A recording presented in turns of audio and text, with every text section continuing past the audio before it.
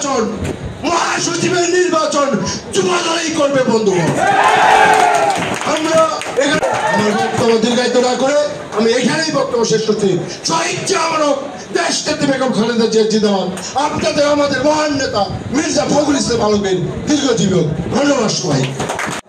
তাতে এটুকু আমি আশ্বস্ত হয়েছি, রায়পুরের যুবদল আগামী নির্বাচন করার জন্য প্রস্তুত। শুধু মার্কাটা ঘোষণা হলে আপনারা নির্বাচনে নেমে পড়বেন, এটুকু বিশ্বাস আমি রাখি।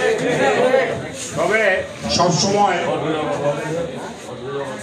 অনুশীলন বা প্র্যাকটিসের মধ্যে থাকতে হয়। একটা কথা বলে ফেলতে গেল, আজকে যে আমরা এখানে ধানের শীষে, আমরা তো আসলে দীর্ঘ 18 বছর ধরে নির্বাচন করতে পারিনি, তাই না?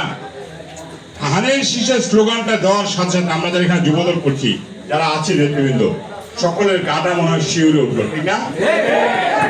নির্বাচনের প্রস্তুতি যেমন নিয়েছেন, দীর্ঘ 17 বছর আন্দোলন সংগ্রাম যেমন করেছেন, আন্দোলন সংগ্রামে বিজয়ীও হয়েছেন, ঠিক না?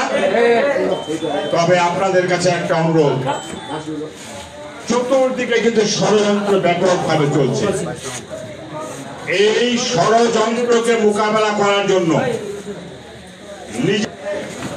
নিজেদের মধ্যে কাদা ছোড়াছুড়ি করবেন না, নিজেদের সমালোচনা নিজেরা করবেন না। এখানে আওয়ামী লীগের সব খারাপ, আওয়ামী লীগের সব জিনিসগুলোকে আমরা বর্জন করব। তবে আওয়ামী লীগের একটা জিনিস আমি মনে করি ভালো ছিল, কখনো নিজের লোকদের সমালোচনা নিজেরা করতো না। আমাদের বিএনপির দোষ আছে, এটা করবেন না ভাই। নিজেদেরকে টানাটানি করবেন না, নিজের লোকদের সমালোচনা নিজেরা করবেন না, নিজেরা ঐক্যবদ্ধ থাকেন। গোটা বাংলাদেশ, আপনারা এখন টিভির কল্যাণে, ফেসবুকের কল্যাণে সবাই গোটা বাংলাদেশের খবর রাখেন। গোটা বাংলাদেশে কিন্তু একটা ব্যাপক ষড়যন্ত্র শুরু হয়েছে। যারা আমাদের সাথে আন্দোলন করেছে তারা এখন আমাদের ধরতে হবে। কি পারবেন ইনশাআল্লাহ? আমরা কি পারবেন ইনশাআল্লাহ? জিয়া সৈনে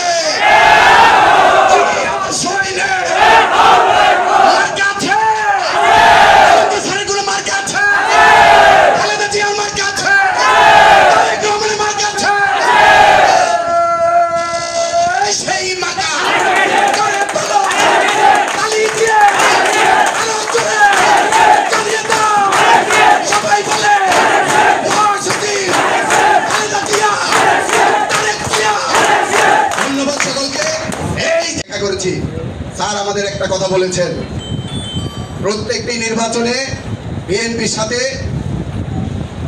অগ্রণী ভূমিকা পালন করে যুবদল। আগামী দিনে যে জাতীয় নির্বাচন তোমরা কি করতে চাও? আমরা বললাম স্যার আপনাকে কথা দিচ্ছি, ঠাকুরগাঁয়ে বিএনপির সাথে আন্দোলনে, মিছিলে, মিটিংয়ে, দুঃসময়ে যেভাবে সবার আগে যুবদল ছিল, আপনার নির্বাচনে আপনাকে বিজয়ী করার জন্য যুবদল সবার আগে গুরুত্বপূর্ণ ভূমিকা। এই জন্য সবার আগে যেটি প্রয়োজন স্যার আমরা সেটি করছি। কি করছো স্যার? আমরা তৃণমূল থেকে যুবদলকে সুসংগঠিত করছি। আমরা যদি যুদ্ধের ময়দানে যাই, যদি অস্ত্র না থাকে, ট্রেনিং না থাকে, যুদ্ধে জয় করা যাবে? এই জন্যই কিন্তু আমরা সদর উপজেলা যুবদলকে আমরা নির্দেশ দিয়েছি, প্রতিটা ইউনিটে, প্রতিটা উপজেলায়, প্রত্যেকটা ইউনিয়নে আপনার বর্ধিত সভা করতে হবে, প্রতিটা ওয়ার্ডে করতে হবে, এবং প্রতিটা মধ্যেও আবহাওয়ার একটা প্রতিকূল অবস্থার মধ্যেও আপনারা ধৈর্য সহকারে এই হল রুমের মধ্যেও সুন্দরভাবে, আমরা কিন্তু অনেকক্ষণ থেকে বৃষ্টির জন্য অপেক্ষা করছিলাম, আপনারা সকলে ধৈর্য সহকারে বসে আছেন। বলা যায় যে আপনারা ধৈর্য পরীক্ষায় জিপিএ 5 পেয়ে উত্তীর্ণ। এটাই একটা নেতার অন্যতম বৈশিষ্ট্য হওয়া উচিত, এটা ধৈর্য। আমি ধন্যবাদ জানাচ্ছি আপনাদেরকে। আর সামনে যে প্যান্ডেল ছিল, এই প্যান্ডেলের মধ্যে যদি আমরা প্রোগ্রামটা করতে পারতাম, বাইরে থেকে আমরা আফসোস করতেছি প্রোগ্রাম ভাই সহ ঢোকার সময়, খুব সুন্দর আয়োজন, কিন্তু আমরা সেটি পারলাম না। হয়তো এটাই নিয়ম ভাই, কখনো ঝড় হবে, কখনো বৃষ্টি হবে, সব উপেক্ষা করে এগিয়ে যাবে জাতীয়তাবাদী যুবদল। এটাই আমাদের বৈশিষ্ট্য যুবদলের।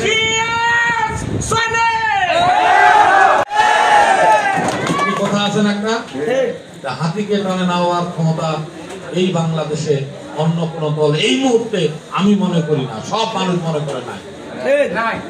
আমরা সমমনা রাজনৈতিক দল সবাইকে বলছি, ঐক্যবদ্ধ হন। ঐক্যবদ্ধ না হলে ওই গোপালগঞ্জে যেভাবে ওই ডেভিল রানী শেখ হাসিনা ওই ভারত থেকে নির্দেশ দিয়ে যে হত্যাযজ্ঞ চালাতে চেয়েছিল, যেভাবে আপনাদেরকে পিটাইছে, বিএনপি পাশে থাকলে তাদের ক্ষমতা ছিল না। তারপর আমার নেতা তারেক রহমান, আমার নেতা মির্জা ফখরুল ইসলাম আলমগীর অধীনে রাতে জরুরি বৈঠক করে রাতেই যারা স্টেটমেন্ট দিয়ে বলেছে এনসিপির পাশে দাঁড়ান। পরের দিনে এই যুবদল, এই দল হাজার হাজার মোটরসাইকেল নিয়ে গোপালগঞ্জে ঢুকে পড়েছে। দেখেছেন সংগ্রামী বর্ধিত সভায় আমরা সদর উপজেলা যুবদল যখন বর্ধিত সভা ডেট করার পরে আমরা প্রতিটি ওয়ার্ডে গিয়ে সদর উপজেলা যুবদল ওয়ার্ড পর্যায়ে কথা বলেছি। আমরা সেখানে আপনাদের সামনে আলোচনা করেছি, যুবদল বিগত দিনে 17 বছরে আমরা মামলা খেয়েছি, নির্যাতিত হয়েছি, অনেক নিপীড়িত হয়েছি।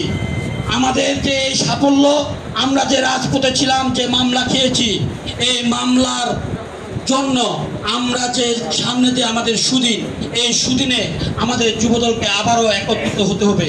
আমাদেরকে জেলা যুবদল বলছে আপনারা বর্ধিত সভা করেন প্রতিটি ইউনিয়নে বর্ধিত সভা করার পরে ওয়ার্ড যুবদল প্রতিটি মহল্লায় গিয়ে আমাদের যে তারেক রহমান 31 দফা যে দিয়েছে, এই 31 দফাটি জনগণের পাশে গিয়ে বুঝাতে হবে যে সামনে যে আমাদের নির্বাচন, আমাদের তারেক রহমান, মির্জা আলমগীর স্যার, খালেদা জিয়া আমরা কোন পথে হাঁটবো, এইটা বিষয়ে আপনাদেরকে বোঝাতে হবে।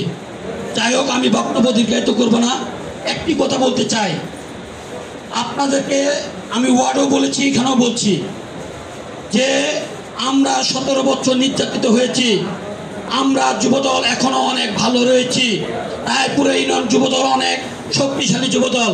রায়পুরের যুবদলও কোনো অন্যায় কাজে লিপ্ত হয়নি। আপনাদের প্রতি অনুরোধ, সামনে কখনো আপনারা অন্যায় কাজে লিপ্ত হবেন না।